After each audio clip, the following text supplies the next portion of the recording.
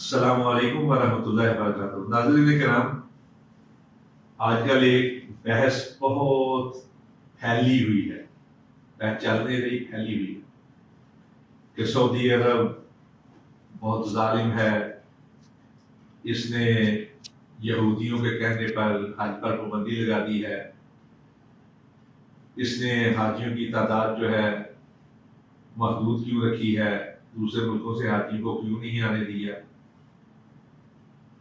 یہ چیزیں دیکھنے کے لحاظ سے دکھی ہیں، دکھ دینے والی ہیں۔ میں بھی آپ ہی کی طرح اور یہ پراپوگنڈا کرنے والے جو ہیں ان کی طرح نہیں، آپ کی طرح دکھی ہوں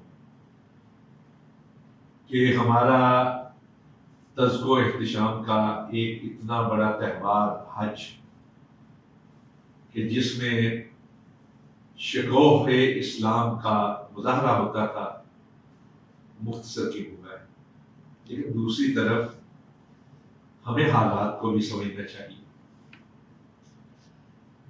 تاریخ میں 40 کے قریب ایسے واقعات بیان کیے جاتے ہیں، 40 کے قریب، کہ جب حج متاثر ہوا یا حج موقوف ہو گیا، یعنی حج ہو نہیں سکا۔ کرامتہ نے حج کے دنوں میں مکہ مکرمہ پہ حملہ کیا، حاجیوں کو ہزاروں کی تعداد میں قتل کیا، بیر زمزم جو ہے حاجیوں کی لاشوں سے ہٹ گیا، حجر اسود جو ہے اکھاڑ کر یمن لے گئے، تب بھی حج موقوف ہو گیا تھا۔ پھر ایک شخص ہے ابن یوسف آلائی اسے کہا جاتا ہے، اس نے عین عرفات کے دن حملہ کر کے حاجیوں پر قتل و غارت کا بازار گرم کر دیا، حج رک گیا۔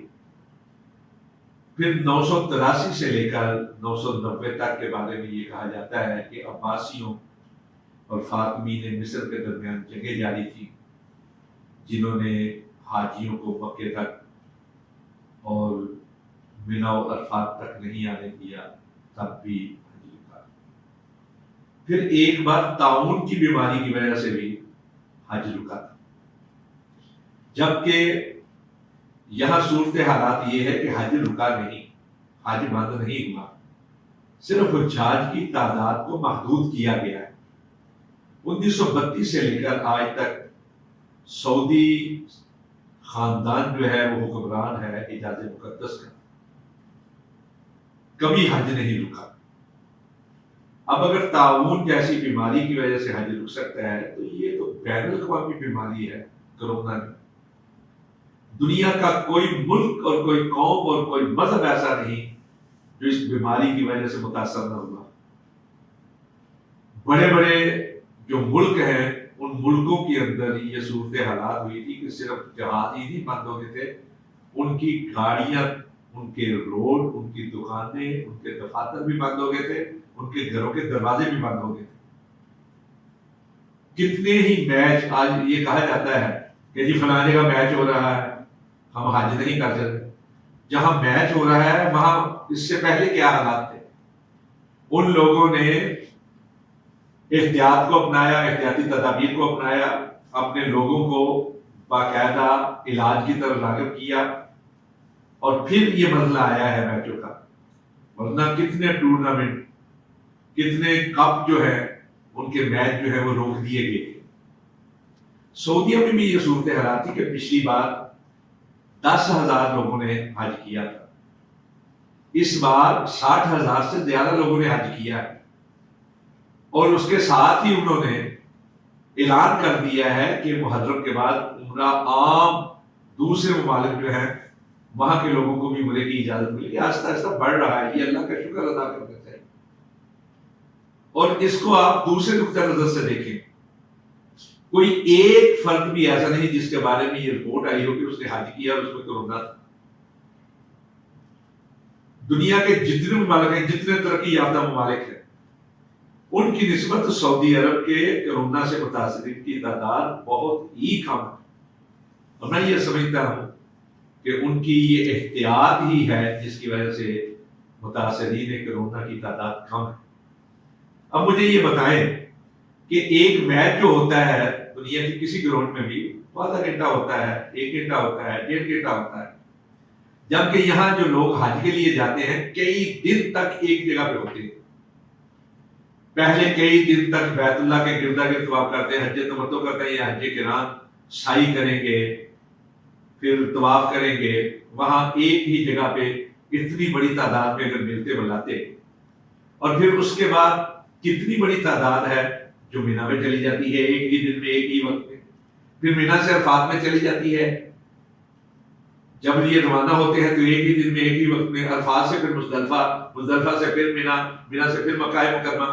اب مجھے یہ بتائیں ایک فرد بھی اگر کرونا کا ہوتا تو اس کی وجہ سے کتنے لوگ متاثر ہوتے. یہ احتیاط ہے، ان چیزوں کو سمجھنا چاہیے. اور دوسری بات یہ ہے کہ ہر چیز کو ہم ہاتھ میں، ہمیں اللہ نے یہ توفیق دی ہے کہ ہم موبائل لے لیں. تنخواہیں کم ہیں تو کیا ہوا، بڑے سے بڑا موبائل لیتے ہیں ٹچ، جس کے اندر فیس بک بھی ہو، جس میں ٹویٹر بھی ہو، انسٹاگرام بھی ہو. اور ہم جب ہاتھ میں آ جاتا ہے نا موبائل، ٹچ موبائل، تو پھر ہم یہ سمجھتے ہیں کہ ہم 18ویں گریڈ کے دانشور لگ گئے ہیں فیس بک پر یا سوشل میڈیا. جو دل میں آتا ہے کرتے چلے. کوئی ایک عجیب بات آتی ہے جو ہماری علم میں نہیں تو ہم اس کو آگے پھیلا دیتے ہیں، جبکہ اللہ رب العزت نے یہ حکم دیا ہے یا ایھا الذین آمنوا ان جاءکم فاسق بنبأ فتبینوا، کہ جب کسی طرف سے کوئی خبر آئے نا انوکھی تو اس کی تحقیق کر لی جائے. بلا وجہ بد اعتمادی کرتے ہوئے. ابھی ہم نے ایک پروگرام کیا، اس میں مولانا شاہ ویس نورانی بریلوی مکتبہ فکر کے رہنما ہے، مولانا امجد خان دیوبندی مکتبہ فکر کے رہنما ہے، جناب مجیب الرحمان شامی.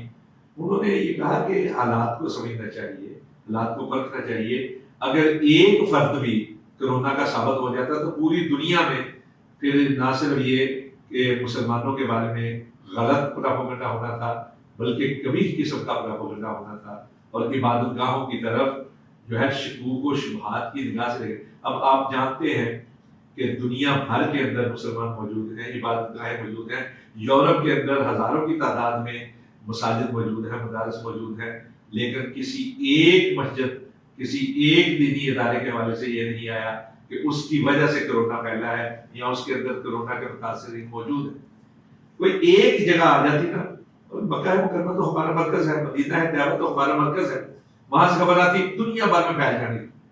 در حقیقت یہ وہ لوگ ہیں جو سعودی عرب کو بہانہ بنا کر، یہ وہ لوگ ہیں جو ذہنی طور پر اسلامی شاعر اور دینی اقدار کے خلاف ہیں. وہ حج کو بنیاد بنا رہے ہیں، حج کے خلاف لوگوں کو اکسا رہے ہیں.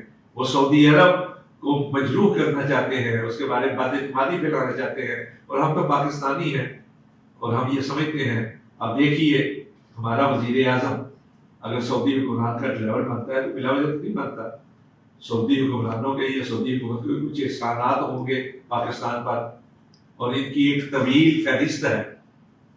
پاکستان کے ہر مشکل وقت میں زمینی آفات ہوں یا آسمانی، سب سے پہلے اور سب سے بڑھ کر اگر کسی نے تعاون اور اعانت کی ہے تو سعودی عرب.